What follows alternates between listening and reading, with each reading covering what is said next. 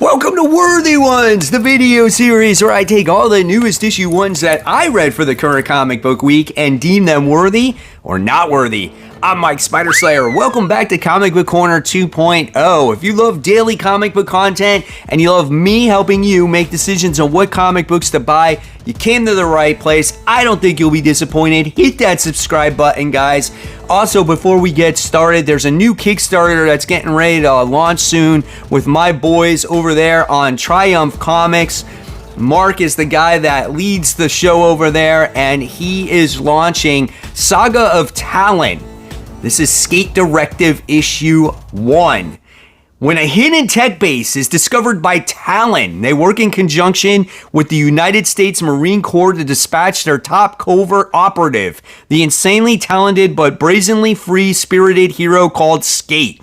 Apprehending the base's villainous leader, however, proves to be a bit of a challenge in the fortress laden with traps, high-tech weaponry, robotic insects, and combat-ready French maid. That sounds awesome. Can you imagine doing battle against freaking French maids with guns? Dude, how awesome is that? So make sure you go on to Kickstarter. Make sure you save the date from when that book is launched and back it today. So good luck over on the boys at Triumph Comics. So with that being said, guys, let's get started with this week's episode. So just a little bit of a discretion here, guys. Like, I picked up a lot of bloody horror-like comic books this week. So if you're a younger audience, just be prepared, okay? So the first book we're talking about today is Patra. This is issue 1. This is a Dark Horse comic. It's one of 4. It's 32 pages. It's a $5 comic written by James Robinson, and Scott Collins does the artwork. This artwork is very weird. I don't know what to make of it. It is very dark, of course, because it is this horror type of book about a serial killer.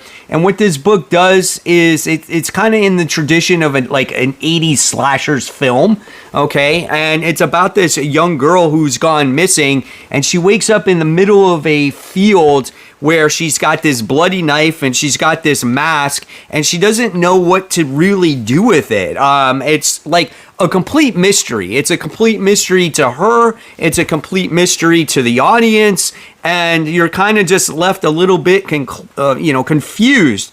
Plus, you're learning about this serial killer, about this boy who was adopted and abused, and then he became a killer himself, and he's all disfigured and things like that. And yeah, it was just one of those books for some reason. Like, I like horror, but I just could not get into this one. So unfortunately, this one was not worthy to me. I will not be continuing this book.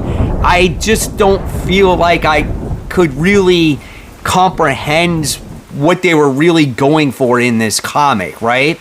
So I'm just going to pass on it. I don't think the art was all that great either. Great writer here, but yeah, I'm just definitely going to pass. And this one for me was just a D. It wasn't anything spectacular. When I got done reading it, I was kind of scratching my head going, where are we going with all this? We only have 4 issues to tell the story. So yeah, unfortunately, passing. Something Crawled Out. This is issue 1, a 32-page comic for the price of $5, written by M. Sun. Cass McCurse Polario is the name of the artist. The art's fine in this comic. It does what it needs to do. It's simplistic, good facial expressions here. And we get to learn about 2 main characters in this comic. There's a lot of mystery that's behind it. The main character's name, which is the female here, it's Eddie. And she has a best friend in the comic by the name of Rainer. And they're just childhood friends, right? And supposedly this guy she keeps saying is the devil. Like, for some reason, he's persuaded her to do things in the past, but it doesn't go too deep into it. She just says it like multiple times throughout the book. And a lot of the book has to deal with learning about these 2 guys or kids or whatever they are. And there's a mystery going on in the town where all of a sudden there's a string of missing children that's going on as well. And our main character, Eddie, she hasn't seen her sister in like a day. And they're kind of brushing it under the rug because she's known to kind of disappear or hang out at friends' house. You get to see them work at a gas station with each other because they have the same job. And something very horrific happens with this weird naked woman that has this shotgun, and she comes through blowing somebody up, and then weird stuff happens. And I can't show you because it's too graphic, but this was just a weird book for me. I just was like, I don't know if I want to read any more of this. So I think I'm just going to say it's not worthy for me. It might be good for you, but again, with all the other books that are coming out, this wasn't to the point where I was like, yeah, I must read the second issue. I thought it took too long to develop what was going on. And then by the time I got to the end of it, I was kind of like, okay, I get the cliffhanger. It kind of gets me to read the second issue, but do I really want to invest in it? So, I don't know. I don't think I care about these characters enough. Not a bad read, but not the best either. So I'm going to give this one a C. Let me know if you read this one. What do you guys think of it? Nightclub 2. This is issue 1, 32 pages. Unfortunately, for the price of $5, the original volume of this was $1.99 an issue. The best comic book price ever, in my opinion, when it came to new comics. And the art is done by Juanin Ramirez, same artist that did volume 1, so you can expect some pretty decent artwork here. It's very familiar, obviously, if you read volume 1. And this book kind of like leaves off where it last left off, right? We did have a big game event that happened with the character Nemesis from Mark Miller, but this is more off of that volume 1, right? And if you read volume 1, there is 3 characters in this book, and they became vampires. And the first one to become a vampire was Danny Garcia, who is known as Safeguard. He was recruited to be this vampire, blah, blah, blah. And then he always wanted to be this big YouTube star. So he convinced his friends to join his cause, and they call themselves the Nightclub, which is Thundercloud Sam and Yellowbird Amy. Okay?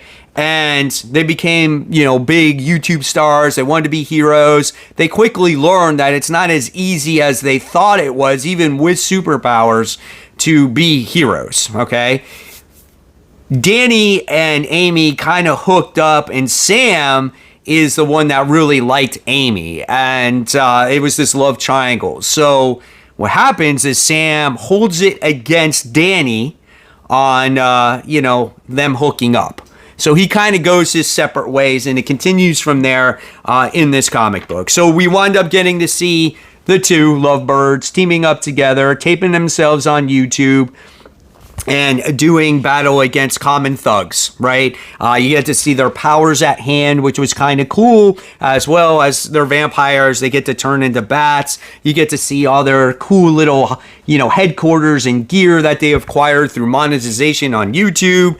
There's a lot of comic book references in this comic that makes it more fun to read. It adds to it. And then you get caught up with Sam in here on how he is now the popular kid. He's broken away from these two as he was a nerd at one time. And he scores like 200 points in his basketball game. He gets the rich cheerleader girl. And we wind up seeing Danny going to Sam going, hey, no matter what's going on between us, you can't use your powers publicly like this. It's going to cause a problem. And sure enough, we wind up seeing Sam here taking on some other thugs. And it looks like he's going to wind up joining the wrong side, the wrong gang. And it was kind of predictable where this was going to go. I feel like these guys are going to become enemies with each other, and they're going to have to fight each other. I could even see Sam actually making his thugs vampires as well, and you're going to have this fight against each other. I like this. I thought it was worthy, definitely worth the read. Do I think it's as strong as volume 1? No, I don't think so. I think nothing will live up to that originality of when you first saw these characters and them getting their powers and things like that, but still a really good read. Definitely recommend it. Obviously, it's unfortunate. It's not $1.99 or even $2.99, but still, I definitely say check it out. I'm going to give this one a B+. Wasn't quite next level for me, but it was good to see these characters back again. Oh boy, here we go. Jenny Sparks, this is issue 1. 40 pages, $5. This one is written by Tom King. The art is done by Jeff Spokes. I got a beautiful variant cover. I got this one right here in case the read wasn't that great, okay? The artwork is fine. Listen, if you want a character that likes to smoke and drink and it's shoved in your face every single panel, every single page, right?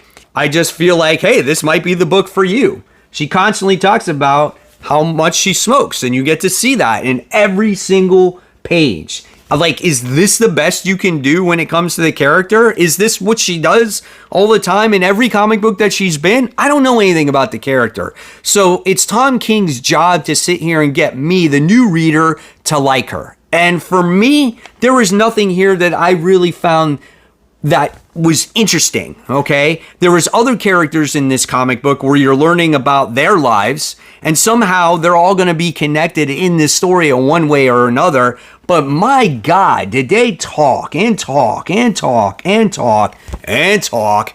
And what goes on in this story is somehow you got Batman telling her to go stop Adam because he's kind of gone rogue and he's walking around naked like Dr. Manhattan from Watchmen, and he's going around killing everybody, telling people that there should be a god, I'm a god, this is a god, and blah, blah, blah. And you see her go against Adam. Does she win? Does she lose?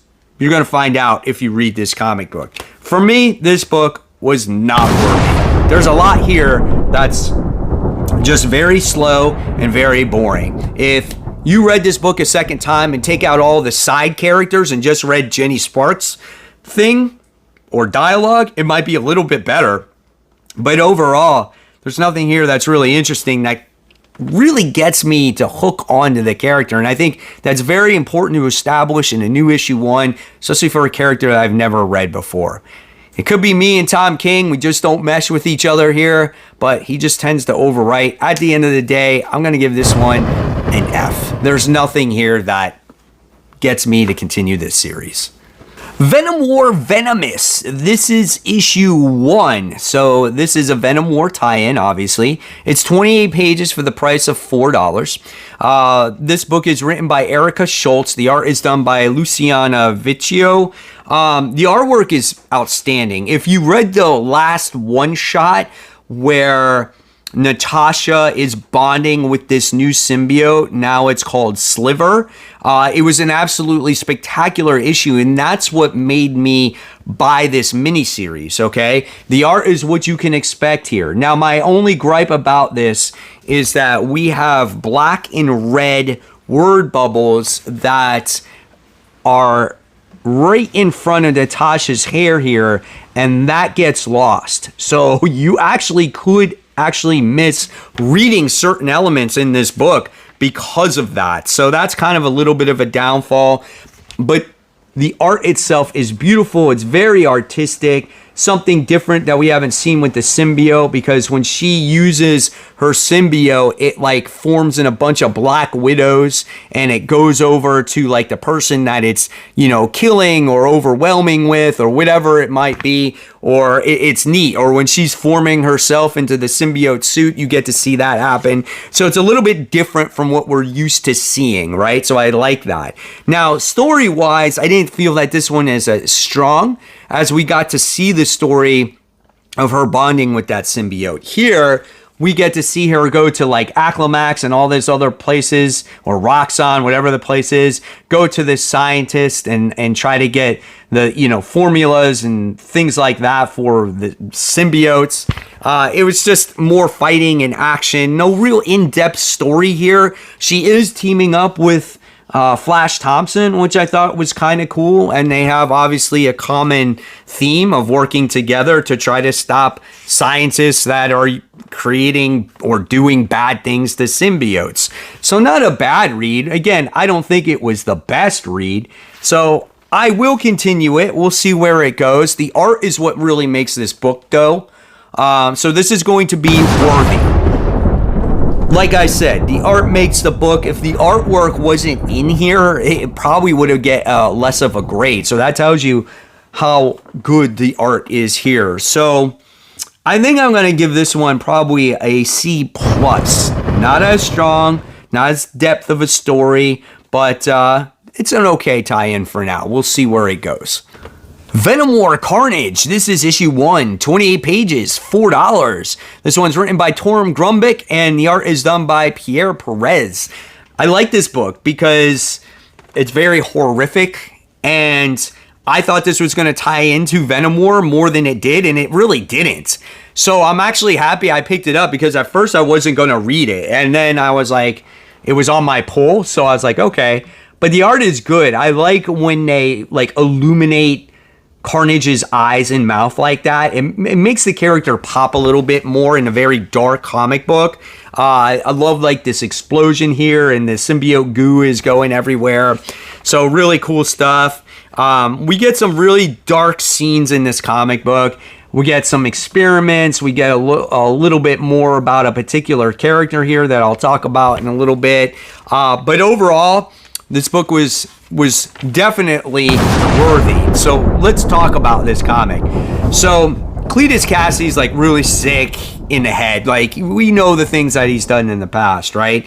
In the last issue, he's basically pretty much got destroyed, and he had to reform himself in the sewers.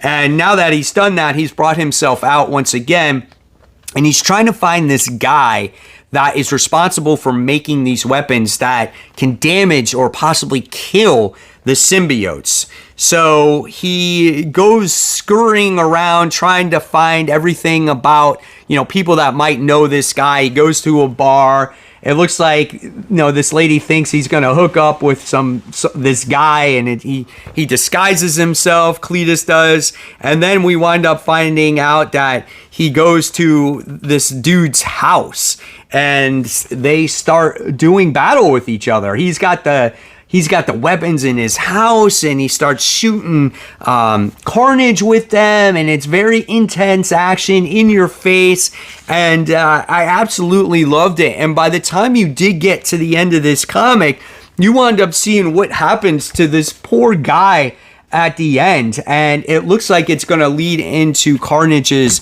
advantage here. So like I said, this book was definitely worthy, much better than I ever expected it to be. How it ties into Venom War, we're not quite sure yet, but again, a good read. I'm going to give this one a B. It has that nice horrific tone. It's got nice action. Cletus a little bit sick in the head, obviously. It's got all the elements working for it right now. Does it continue with the tie-in? We'll see. All right, so here is the book you guys have been waiting for all this time. It's probably the most highly anticipated book. It's Wolverine Revenge. We're going to be talking about the regular and the red band. We'll do the comparisons at the end, okay? This is written by the great Jonathan Hickman and the legendary artist Greg Capullo. 28 pages, $6 for polybagged. I think it's $5 for the regular editions here, okay? I did mention yesterday on my comic book haul that I would be talking about this book, and spoilers will be in this review. So if you do not or have not read your book yet, please read your book and then come back and see my review on this particular comic book, okay? Let's look at the artwork first here. The artwork in itself, we've seen the preview pages, is what can you expect from Capullo. It's really good, okay? Especially his Wolverine. I think his Wolverine is phenomenal. Now, I don't think it was perfect, though, okay? I'm going to be pretty critical on this comic book. I felt that Nick Fury in this comic book was overly happy. Like, is that supposed to be a grin? Is that like a smile? Like, I don't know, man. It was kind of weird for me. I feel like Captain America here looks a little bit off. I feel like his eyes are too blue, like light blue. Kind of messes up with the costume a little bit. And some of the villains in here I wasn't like excited to see. I don't know. It was cool to see the Winter Soldier in here. I thought he was all right. But the best thing that was going on in this comic book, again, was Wolverine. The way he was drawn, the detail that goes on when there's like rippings in the mask and the hair popping through, stubble on Wolverine's beard, different things like that. But for the most part, you know, it's like Capullo always draws like those same lips and stuff. So it makes it a little bit weird in many ways. But overall, artwork is solid. Wolverine is the best thing about this comic book. Now let's talk about the story. The story in this one is Magneto dies, Asteroid M is falling to the ground, it destroys like half the world or whatever it is, and we wind up seeing Wolverine and not even knowing what's going on. He's out in the Savage Land, right, riding dinosaurs and things like that, and he gets a recruitment by Nick Fury on obviously trying to save the other portion of the world. There's only like 3 helicarriers left, and he has to team up with like Captain America and the Winter Soldier and some of like the Howling Commandos crew, and he has to stop the evil Brotherhood of Mutants, right? And the cast of characters in here is who's a Mastermind is the guy, right?